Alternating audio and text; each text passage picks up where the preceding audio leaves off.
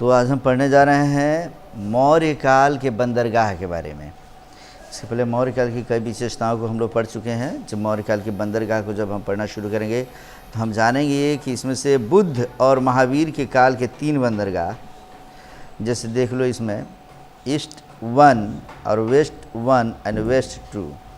और ये जो बंदरगाह है, ये बंदरगाहों के नाम में है, क्या क्या नाम है? ताम्रलिपि, भरूच, सुरपारक और सोपारा।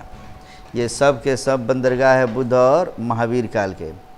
एक है पहला बंदरगाह है, समझो कि ताम्रलिपि, दूसरा बंदरगाह है इसमें से समझो कि भरूच, और तीसरा बंदरगाह है सुरपारक या सोपारा। हम अगर इसकी बात करेंगे E1 मतलब देख लो, फिगर देख सकते हो तुम लोग। ये अगर हम ताम्रलिपि की बात करेंगे तो ये आ जाएगा, समझो कि उड़ीसा के पास में मिलेगा तुम्हें, ईस्ट में है ये। आप पश्चिम की तरफ आएंगे तो देखो हड़प्पन एज के ओल्डेस्ट जो बंदरगाह है उसके नीचे आएंगे तो प्रभास मिलेगा। और उसके नीचे जब आते हैं तो हमारा ये मिलता है इसमें से भरूच, इसी को बेरी गाजा या भद्दौच के नाम से जाना जा रहा है।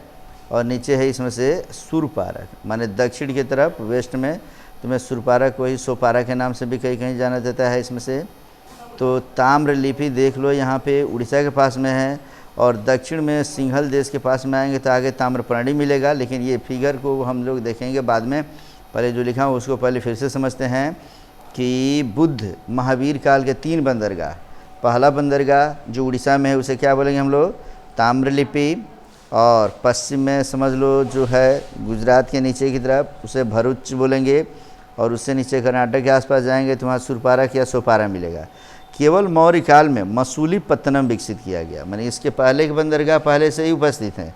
मौर्य काल में जो बंदरगाह विकसित किया गया उसे हम क्या बोले? मसूलीपत्तनम।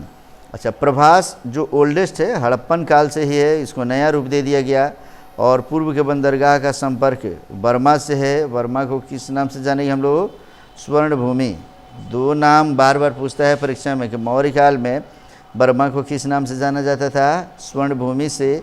और श्रीलंका को ताम्रपर्णी से, माने पूर्व के जो बंदरगाह का संपर्क है वह बर्मा के समझ लो स्वर्ण भूमि और श्रीलंका के ताम्रपर्णी से। पश्चिम के बंदरगाहों का संपर्क जो है वह अरब देश से। बंदरगाह का संपर्क मतलब हुआ कि इस बंदरगाह से जिससे संपर्क है उस बंदरगाह तक व्यापार वाणिज्य होते रहता है। यहाँ से सामान हम लोग वहाँ भेजते हैं। इसमें अरब देश है, इजिप्ट है, पश्चिमी एशिया के Kuwait, Saudi, Oman, Bahrain, Turkey, Syria, Iraq, Iran, इन सभी देशों में व्यापार वाणिज्य हम लोग स्थापित करते हैं भारत के पश्चिमी बंदरगाह से। और इसमें दिया हुआ है, देख लो अगले पेज में कि बवेरू जातक पुस्तक से प्रमाणित है भारत के समान पश्चिमी एशिया में जाता है।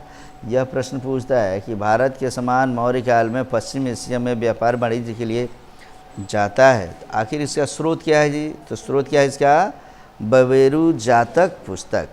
अच्छा, ज़मीनी मार्ग से इसमें बाह्य संपर्क है, देख लो ये ब्रह्म लिखा है बच्चे ने, लेकिन तुम क्या लिखोगे? बाह्य। ज़मीनी मार्ग से बाह्य संपर्क कहाँ है? वेस्ट एशिया माने पश्चिमी एशिया से है।